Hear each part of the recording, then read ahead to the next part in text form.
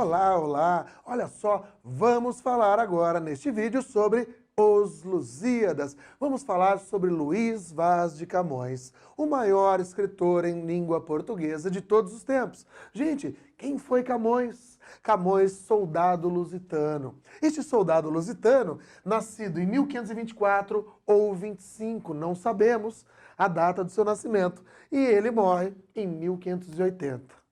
Morre na miséria, né, com uma pensão miserável da coroa portuguesa ali. E óbvio, o seu reconhecimento só vem depois da sua morte. Tudo bem nisso aqui? O Camões, com 19 anos, na Batalha da Índia, ele tem um olho ferido. Então, o que acontece? Este nosso Camões, com o seu olho ferido, ele não mais poderia ir a nenhuma batalha. Porém, um dia, 1549, com 24 ou 25 anos, ele tem uma briga com um homem da coroa, numa taverna, num bar, né, em Coimbra. Nisso, ele vai preso e é enviado para a Batalha da China, ou seja, para a Batalha do Oriente. E aí, então, lá na Batalha do Oriente, ele fica 3 anos, ele não vai para o fronte. Ele trabalha com serviços burocráticos, é mensageiro. E então, em 1552, em Macau, ele sobe, né, ali em Macau e conhece o grande amor da sua vida, Dinamene. Essa chinesa de Macau, né, aqui, é o grande amor da vida dele. E ele vai ficar com ela durante 20 anos, até a morte dela. Ele ama verdadeira e loucamente, totalmente esta mulher. Porém, diz a história ou a lenda, que durante estes 20 anos ele vai escrevendo os Lusíadas, de 1552 a 1572. Ele vai escrevendo e eles estão voltando para Portugal. O barco já na orla de Portugal. O que acontece com este barco? Ele afunda. E quando o barco afunda, Camões, com uma mão ele tem que se salvar, e aí então ele teve de escolher.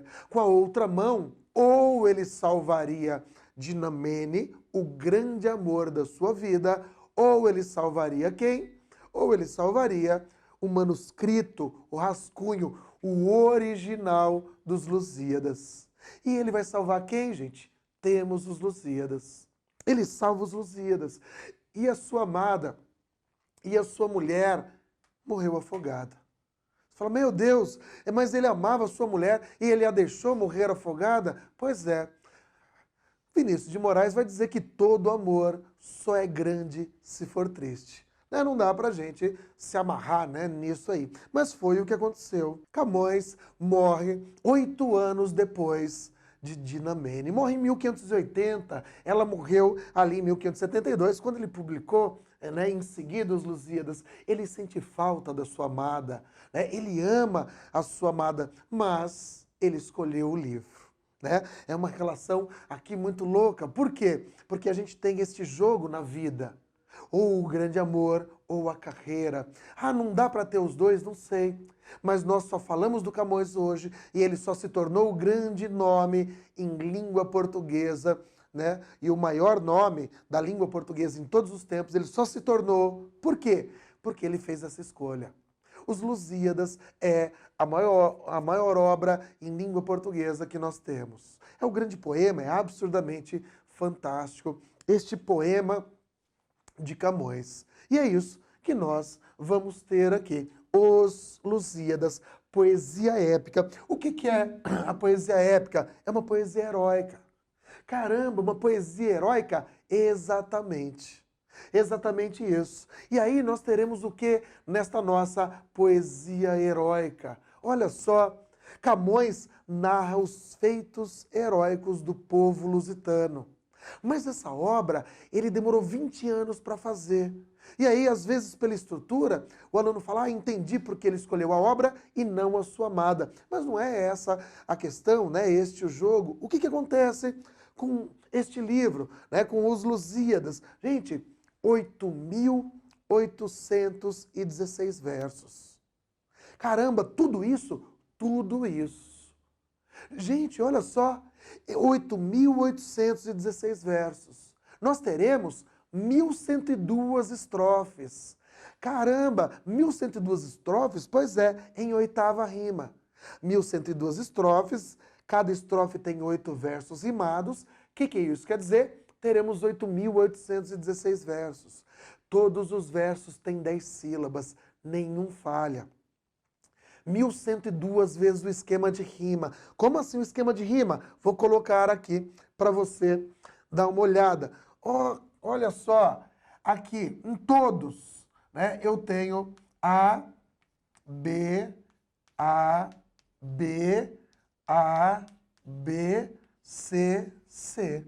Lembra do esquema de rima que a gente vai ter aqui? Olha só, em todos os versos, o primeiro verso rima com o terceiro e rima com o quinto. Em todas as estrofes, né?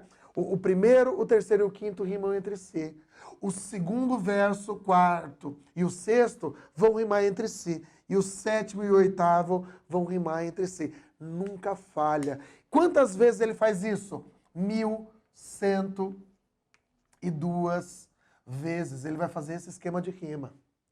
Isso aqui, 1102 vezes, vai dar 8.816 versos. Todos os versos com 10 sílabas. Olha a ideia da perfeição, o racionalismo, isso é muito, muito, muito bem pensado. Então ele vai ter essa estrutura aqui neste nosso momento. Caramba, ele faz isso? Pois é. Imagina só, tem que ter 10 sílabas, tem que rimar. E aí são versos decassílabos heróicos, né? A sexta e a 10ª sílabas ainda tem de estar tônicas, né? Então ele vai fazendo esse trabalho. É um trabalho dificílimo, né? E o mais importante, a grande questão que nós temos aqui é qual? Né? A grande questão é que ele vai moldando a língua portuguesa. A língua portuguesa ainda não estava pronta. E o que esse Camões faz? O que ele dá para nós? Ele vai moldando isso. Ele vai, né, transitando, né, nesta nova língua, né, neolatina. Aí eu tinha o galego, o português, o baixo, né, latim, com, né, essa questão toda do português e do espanhol, do castelhano se moldando. E ele molda a nossa língua e, obviamente, se torna o grande escritor deste momento. É interessante, porque se a gente olhar lá atrás no humanismo, né, a gente vai ter o Cancioneiro Geral, né, de 1516, onde Gil Vicente vai ajudar, né, nisso, aqui no Cancioneiro Geral. E a grande discussão naquele momento era, né, não temos um grande escritor, né, os gregos têm Homero, né, da Ilíada, da Odisseia. Vão falar o quê? Os latinos vão ter Virgílio, da Eneida, Bucólica, Geórgias. Aí a gente vai ter o quê? Dante Alighieri, os italianos têm Dante. E nós, portugueses, ainda não temos um grande escritor. E aí o que eles vão ver? Eles vão olhar, né, e escrever o Cancioneiro Geral e vão dizer, vai nascer um português, vai ler isso, vai conhecer a história de Portugal e vai se transformar no maior nome em língua portuguesa e teremos um grande escritor. É quase uma profecia, porque de fato isso acaba acontecendo. Camões fala sobre a história de Portugal, ele exalta isso em Portugal. É essa a grande questão que a gente tem. Então a estrutura disso é absolutamente perfeita. Ele molda a língua portuguesa e ele dá, né, uma obra, obviamente, baseando-se nas grandes obras épicas, a Ilíada, principalmente, do Homero, ele transforma isso num poema absurdamente grandioso e importante para a nossa língua portuguesa, para a nossa literatura, né, lusitana e de língua portuguesa. Tudo bem? Então, esta é a estrutura, esta é a ideia aqui para a formação dos Lusíadas.